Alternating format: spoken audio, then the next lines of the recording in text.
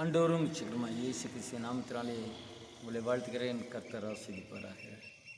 எனக்கு அருமையானவர்களே, இந்த காலவேளையில் 132வது சங்கீதத்தில் 13, 14, 15 ஒரு சில வசனங்களை கர்த்தர் தியானிக்க கிருபை செய்வாராக. எனக்கு அருமையானவர்களே, கர்த்தருடைய வார்த்தை ஒருபோதும் பொய்யாகாது. கர்த்தருடைய வார்த்தை கூட்டி குறைத்து பேசுவதனால் வாழ்வின் புத்தகத்திற்கு பேர் எடுக்கப்படும் என்று வேதம் சொல்கிறது. இங்கே 132:13 கர்த்தர் சீயோனை தெரிந்து கொண்டு அது தமக்கு வாசஸ்தலம் ஆகும்படி விரும்பினார். எனக்கு அருமையானவர்களே, சீயோன் என்பது சபையை குறிக்கிறது. இந்த சபை மேல்தான் கர்த்தர் விரும்புகிறார். அவருடைய வாசஸ்தலமாக கர்த்தர் தங்கி வாழும் வாசஸ்தலமாக சபைனா கட்டடம் அல்ல, சபையில் இருக்க விசுவாசிகளுக்குள்ளாக வசிக்கிற அவர் வாசஸ்தலமாகிய இந்த வாசஸ்தலம் ஆகும்படியாய் அவர் விரும்புகிறார். ஒரு விருப்பம் இருக்கு கர்த்தருக்கு. அவர் சரீரமாகிய சபையிலே வாசம் செய்ய விரும்புகிற கர்த்தராக இருக்கிறார். ஆகவே கர்த்தர் நாம் மைமைக்க சபையைத்தான் கர்த்தர் முக்கியப்படுத்தி வைத்திருக்கிறார். இது என்றைக்கும் நான் தங்கும் இடம், இதை நான் விரும்பினபடியால் இங்கே வாசம் பண்ணுவேன். வாசஸ்தலமாகும்படி விரும்பினார், அதை விரும்பினபடியால் இங்கே வாசம் பண்ணுவேன். எனக்கு அருமையானவர்களே, கர்த்தருடைய நாம் மகிமைக்காக அவர் இந்த வாசஸ்தலத்தில் வாசம் பண்ணுவதற்கு அவர் ஜனங்களை தெரிந்து கொள்கிறார்.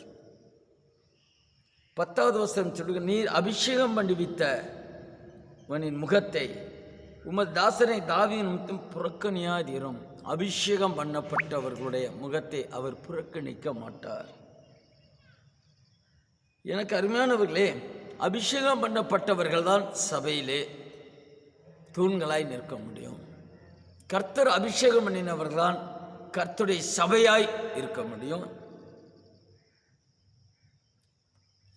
பாருங்க, அதன் ஆகாரத்தை இப்போ அந்த சபையில் அதன் ஆகாரத்தை நான் ஆசீர்வதித்து வருவேன், அதன் ஏழைகளை நான் அப்பத்தினால் திருப்தியாக்குவேன், அதன் ஆசாரியர்களுக்கு ரட்சிப்பை உடுத்துவேன், அதில் உள்ள பரிசுத்தம் மிகவும் கம்பீரிப்பார்கள்.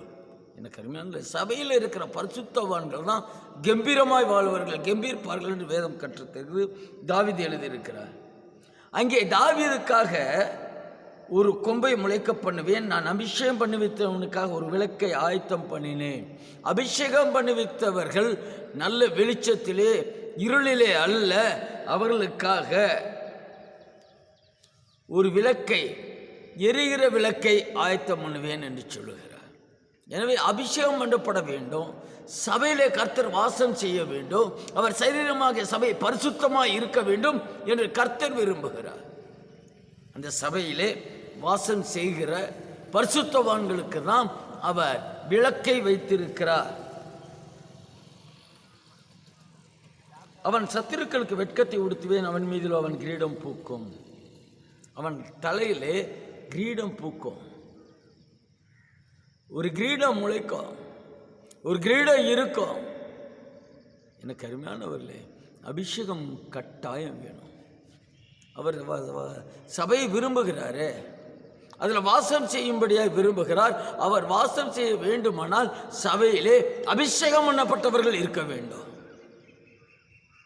ஏனென்றால் கர்த்தரை அறியாத காலங்களிலே நமக்கு அபிஷேகம் இல்லை, அபிஷேகத்தை குறித்து தெரியாது.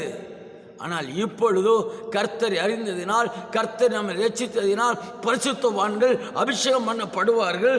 அவர்கள் முகத்தை அவர் நோக்கி பார்க்கிறார், அவர்களை புறக்கணியாதபடி இருக்கிறார். எனவே எனக்கு அருமையானவர்களே, சபை ரொம்ப முக்கியம். அது தேவனுடைய சரீரம், கர்த்தராகிய இயேசு கிறிஸ்துவின் சரீரம். அந்த சபையில் தான் அபிஷேகம் பண்ணப்பட்டவர்கள் தான் இருக்க வேண்டும். அவர்கள் தான் சபையின் மூலமாய் ஆசீர்வதிக்கப்படுவார்கள். அவர்கள் தான் சபையில் நிலைத்து நிற்பார்கள். அந்த சபை தான் கர்த்தர் தெரிந்து கொண்டு தமக்கு வாசஸ்தலம் ஆகும்படி விரும்புகிறார்.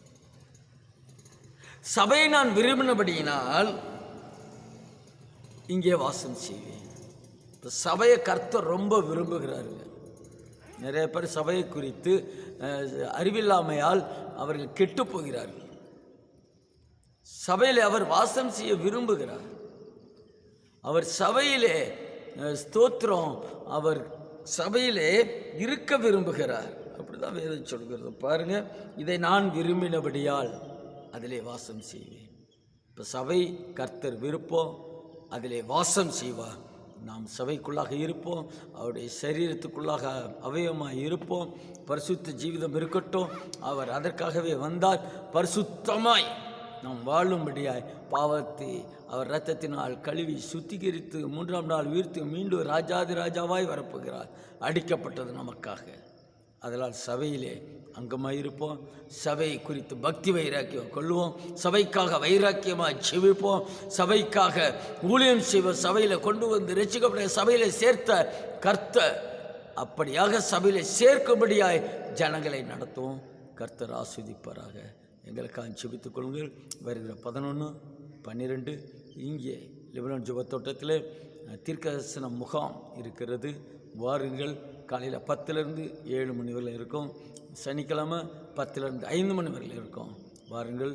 ஊழியர்களோடு இணைந்து செவிப்போம். ஊழியர்கள் மூலமாய் தீர்க்கதரிசனங்களை பெற்றுக்கொள்வோம். நம்மை கர்த்தர் வழி நடத்துவாராக.